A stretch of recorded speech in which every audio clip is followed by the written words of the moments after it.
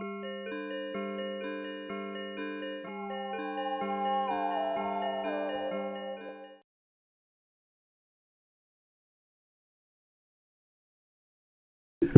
de rencontrer des inconnus, de fraterniser, de se risquer à cette rencontre. Et je pense que c'est ça qui est la belle histoire de ce film. C'est que finalement, aujourd'hui, il y a beaucoup de fascination pour les images personnelles, les images amateurs. Il y a des expositions de photographie, des personnes qui cherchent dans les brocantes, des photos d'inconnus. Et justement pour se raconter des histoires sans en savoir plus. C'est le charme de ces images.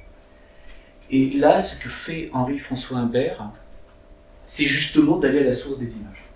C'est risquer la rencontre. Et je crois que c'est ça la belle histoire de ce film, c'est que ça valait la peine. Et c'est pourquoi la fin dure si longtemps. La dernière partie de ce film, c'est qu'on a dépassé en quelque sorte les images, leur mystère, et qu'on est bien avec ces gens qui en étaient à l'origine. Et que la rencontre est plus belle que le mystère des images trouvées. Et c'est ce qui fait que ce film dégage une impression si sereine, et qu'il a tout son charme. Ce que vous aurez noté peut-être, c'est qu'il y a tout un dialogue entre ces images qu'il a trouvées et les images qu'il fait.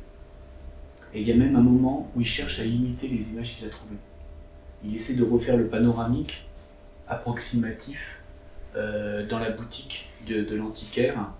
Il essaie de restituer ça. Et donc c'est curieux parce que ça donne encore plus de fascination pour ces images qui ont été faites quasi de façon fortuite, enfin, sans préparation, et qu'il faut essayer de reconstituer tellement on a envie de dissiper leur mystère. Et de même, il y a tout un jeu entre ces images cinématographiques, la pellicule, et puis la vidéo du film. Ces deux grains d'images qui ne cessent de dialoguer dans ce film. Alors, il y a aussi autre chose qui m'interrogeait, c'est la question de quoi je parle. Apparemment, il dit « Mon propos est de chercher ces personnes qui qui figurent sur les images, et puis il se trouve que je suis à Belfast, en Irlande du Nord, et qu'il y a tous ces événements, mais voilà, c'est juste un contexte. » Et on a bien vu que ce contexte, qui apparemment était anecdotique, eh ben, il ne cesse de revenir. Il parle de ce dimanche de paix relative, précaire, mais quand même, qui est absolument exceptionnel, par un cessez-le-feu entre les deux parties. Il parle de la visite de John Major aussi. Et puis après, il y a ce long plan séquence de cet homme qui témoigne, lui, en tant qu'Irlandais, de son exaspération, de cette incapacité des hommes à vivre sereinement par-delà la différence de religion. Et finalement, on a un film sur l'Irlande du Nord. C'est ça qui est curieux, c'est que le film ne s'annonce pas comme tel, même, je dirais plutôt que tout ça est excentrique, anecdotique, et que lui est tout à son aventure, mais c'est aussi un film qui témoigne de l'Irlande du Nord et qui finit par nous faire vivre de façon très profonde le tourment que connaissent toutes ces personnes qui vivent en Irlande, d'être dans un conflit permanent.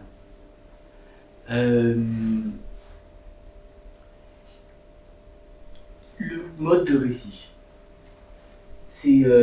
Là, c'est un film qui est très joli pour ça. C'est une alternance entre des images que j'ai rapportées de mon histoire et que je commente au passé, et des moments de cinéma direct. Il dit voilà, j'ai su que j'avais telle adresse, donc je m'y suis rendu, je me demandais si j'allais faire la bonne rencontre, et après, on a la rencontre avec la personne. Et là, on est au présent.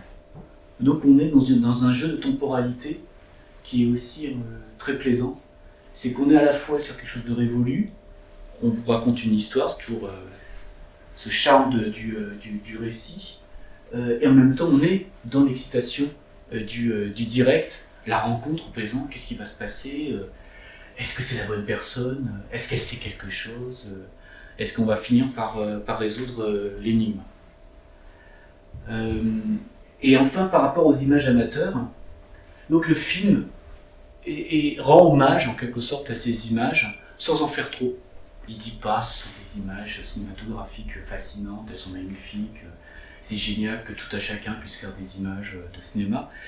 Il ne dit pas ça, il dit que ces images le fascinent pour ce qu'elles suggèrent, et puis aussi pour l'énigme que ça propose, retrouver les personnes, retrouver le paysage. Et il dit autre chose à la fin, qui est caractéristique aussi de ces réflexions qu'on a à propos des images amateurs, c'est qui filme. Et le fait que la personne qui filme, qui est souvent le père de famille, eh ben, on ne voit jamais à l'image. Et que c'est à la fois lui qui organise la situation filmique, c'est lui qui décide de le faire, qui en a l'initiative, c'est lui qui constitue la mémoire familiale, et en même temps on le voit jamais. Il n'est jamais dans le cadre. Ça c'est une réflexion. Alain Esméry qui a dirigé le Forum des images et qui s'est beaucoup penché sur la question des images amateurs, pointait ça. C'est le fait que celui qui filme, il est dans le hors-champ constant pour celui qui regarde le film. Et une dernière chose, c'est la question de la pellicule. En fait, la pellicule, c'est un film fini à la base. C'est d'ailleurs qu'on met la pellicule dans le magasin, et puis on est obligé de choisir son sujet, sachant que, à un moment, on n'a plus de pellicule. Et ce sur quoi les historiens des films amateurs insistent, c'est la révolution de la vidéo. Parce que la vidéo, je fais autant d'images que je veux. Alors aujourd'hui, c'est encore plus vrai. Donc on n'a jamais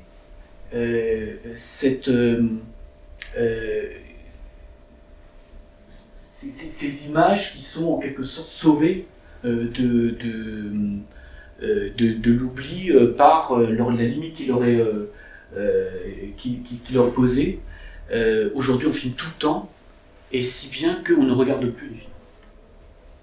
On a du mal à revenir, ça c'est un constat que font souvent les sociologues qui s'intéressent à l'usage des images, et puis les historiens des images amateurs, c'est que la vidéo, par cette facilité de pouvoir tout le temps tourner et de n'avoir plus à penser à la pellicule qui reste dans le magasin, d'avoir toujours la possibilité de filmer et encore filmer, m'a fait que on ne construit plus l'image qu'on filme en tant qu'amateur, et à partir de là, on n'a plus envie de regarder parce que c'est très pénible de regarder des heures et des heures de films qui n'ont pas été séquencés.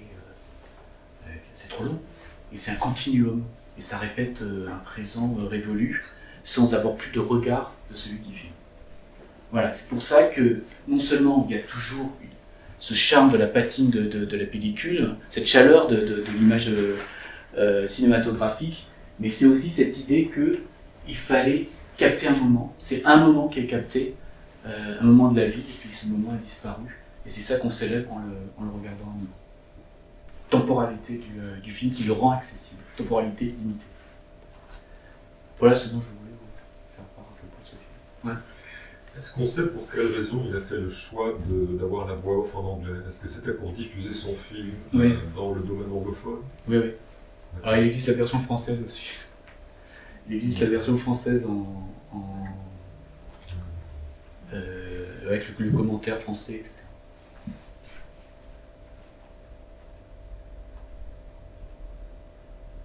Petite remarque, Sylvain Vanneau a fait la musique. C'est une très belle musique. Et Sylvain Vanneau, c'est un chanteur. Et c'était l'époque où il allait, je crois qu'il a déjà fait son premier album, un jeune musicien rouennais, issu de la scène rock des années 80, et qui avait eu une assez belle notoriété dans les années 90, qui continue aujourd'hui. C'est un chanteur précieux, poète, et en même temps un musicien très créatif. Henri-François Humbert avait présenté ce film à la Maison de l'Image. Je lui avais parlé de la musique et il m'a dit qu'en fait, il a fait jouer Sylvain Vanneau sans... il l'a fait jouer, il lui a dit voilà, le sujet de mon film c'est ça, je te montre quelques images, et puis Sylvain Vanneau a joué à part, et puis ensuite c'est le réalisateur qui a choisi les musiques pour les différentes séquences. C'est lui qui a... Il avait plein de... Je sais pas combien de temps il avait de musique, mais il avait un très très long temps de musique, et puis il a décidé, il dit là ça m'intéresse, ça m'intéresse. Il a choisi les moments musicaux qu'il a ensuite échantillonnés et agencés avec les images. La seule chose qui est un peu dommage, je trouve, c'est qu'on n'entend pas le bruit de la projection du film original. Ça, c'est un peu dommage. Les premières images, j'aurais aimé avoir l'image avec le son, et pas sa voix à lui. Avoir une première impression de mes souvenirs d'enfance que moi j'ai pu avoir la chance d'entendre de par les films que mon père nous a montrés. Ouais, c'est ça. Ouais. Ça, c'est le seul petit bémol que je ferais sur ce témoignage, ce film. C'est un peu dommage qu'on n'ait pas ce son. Ouais, c'est un son qui est... dont on se souvient. On se souvient, en tout cas. Ouais. Parce que, j'ajoute juste que là aussi, la plupart de ces films étaient muets. C'est ça, oui. Et c'est ça qui tous renforce leur pouvoir évocateur. Voilà.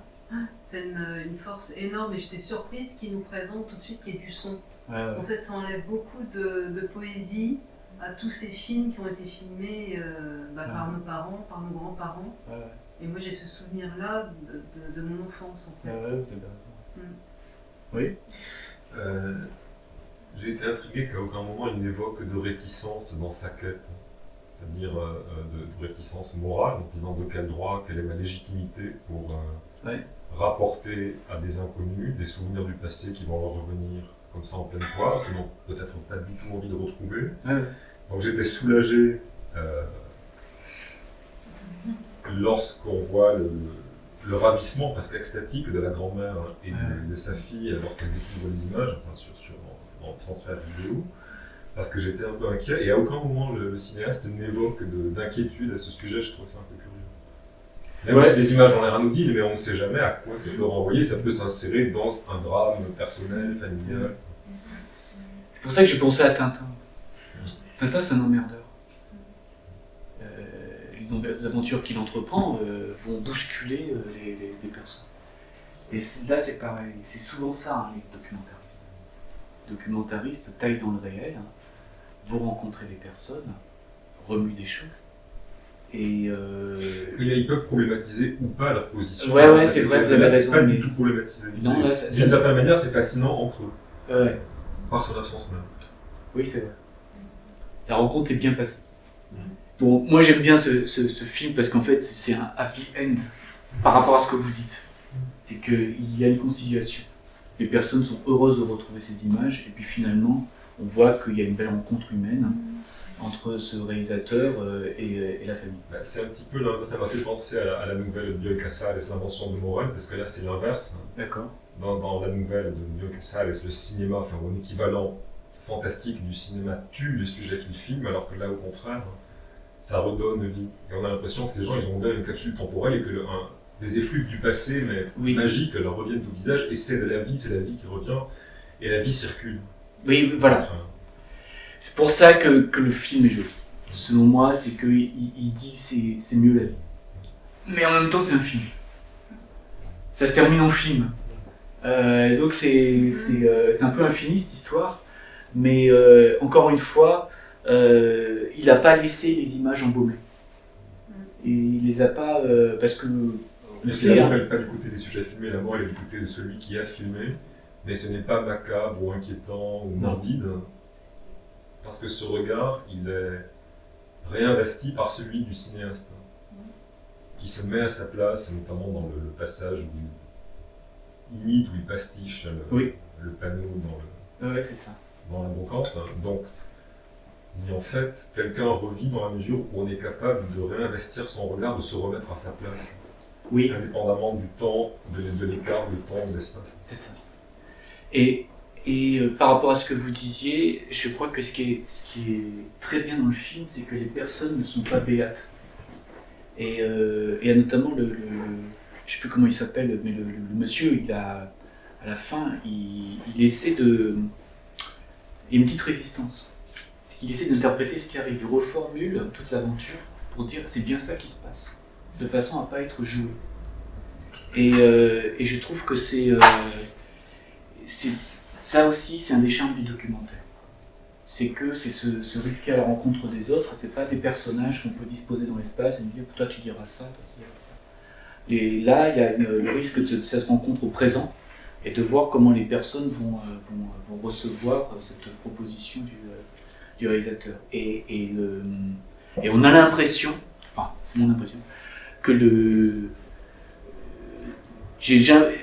me dis que la jeune fille a cette intuition-là aussi, et en tout cas ce monsieur comprend à quoi va mener comprend a un sens du documentaire. Il s'est dit, en fait c'est ça qu'il veut. C'est filmer cette rencontre par-delà les images. Et c'est ça qu'il lui donne. Quelque part, ça provoque un voyage dans le temps. Oui. Puisque lui, il voit le passé et il ramène les gens à une situation antérieure qu'on connaissait peut-être différemment, puisque le fait de filmer la caméra elle-même, c'est comme vous le disiez, c'était quelque chose de plus rare. Hein. Ouais. Alors que maintenant, on fait des films, on les efface, on en garde, on en jette, on les revoit plus, donc c'est clair. C'est l'idée des images sauvées. Et je crois qu'aujourd'hui, c'est un enjeu qui existe beaucoup moins. C'est des pellicules très peu reproductibles. Bon, elles sont dans le magasin d'une caméra, on ne les retrouvera plus. Et là, lui, ces quelques images, il les fait vivre, revivre dans le film, mais il les fait vivre aussi par les projections dans les magnétoscopes auprès des personnes qui sont les premières concernées. Ces images prennent une force incroyable parce qu'elles ont leur charme, mais aussi pour tout ce qu'elles recèlent du passé, effectivement. C'est ce qui fait le prix des images amateurs, qu'on en a la nostalgie. Hein, c'est lutter contre le passage du temps. C'est ce qu'il dit à la fin, d'ailleurs. C'est le cinéma lutte contre la mort. Voilà. En même temps, l'énigme n'est pas totalement résolue puisqu'on n'a pas le détail de l'enchaînement, par exemple la vente de la caméra, pourquoi a-t-elle été vendue au brocanteur. Enfin, il y a quand même des pièces manquantes dans le puzzle, ce qui fait que ça conserve une partie de sa fascination. Et que lui n'est pas dénoué. Oui, en effet, on ne sait pas trop si c'est des... S'il a des doutes sur ce qui se passe ou s'il raconte ce qu'on lui a raconté sur la vente de la caméra, sur la mort de la personne qui a filmé, ou si c'est vraiment... Enfin, si c'est vrai ou pas vraiment ce qui s'est passé, ou si c'est juste lui qui émet des suppositions. Par rapport à la vente de la caméra ou par rapport à l'ensemble de la caméra, du fait que c'est le dernier film qu'il a fait. Oui, c'est des hypothèses. C'est des hypothèses, quoi. C'est des hypothèses qui tiennent au fait... Qui tiennent dans la narration aussi. Oui, et qui tiennent au fait qu'il y a un grand absent, c'est celui qui a filmé. On ne sait pas ce que sont devenus les autres films aussi. Il dit qu'il a beaucoup filmé. Voilà.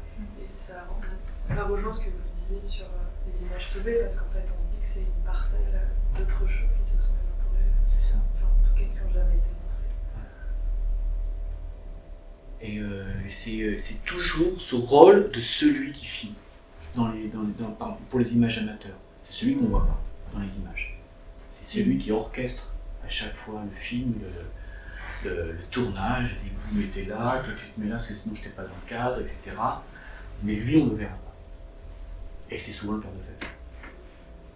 Et là il y a un absent qui est cet homme, chef de famille sans doute, qui est parti. Et c'est de lui dont dépend tout le film, puisque c'est lui qui a fait ça. Qui l'inspire. Eh bien, je vous remercie beaucoup.